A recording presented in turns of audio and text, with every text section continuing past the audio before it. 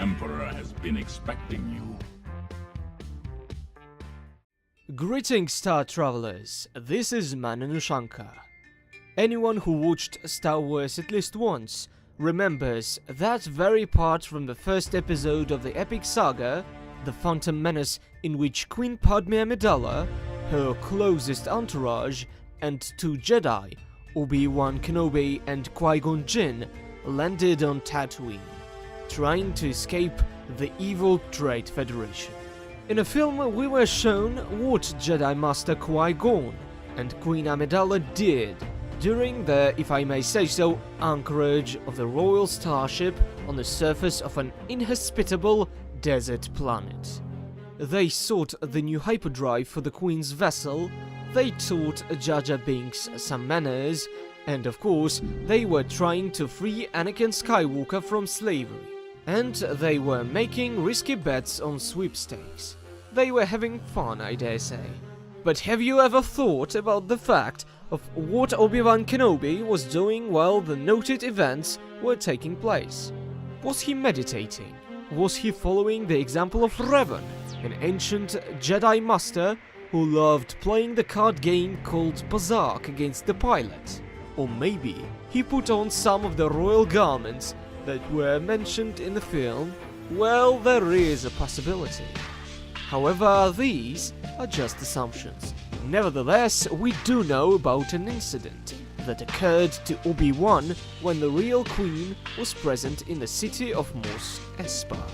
While the Queen was going around the city in rags, pretending to be a commoner, one of her servants, Sabe, who was dressed as a queen, was pretending to be this very queen.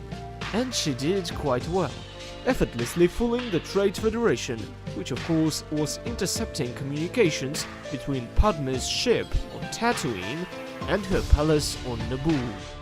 So, a little time after the noted communication, the Handmaiden decided to get some rest and was suddenly abducted by Tusken raiders.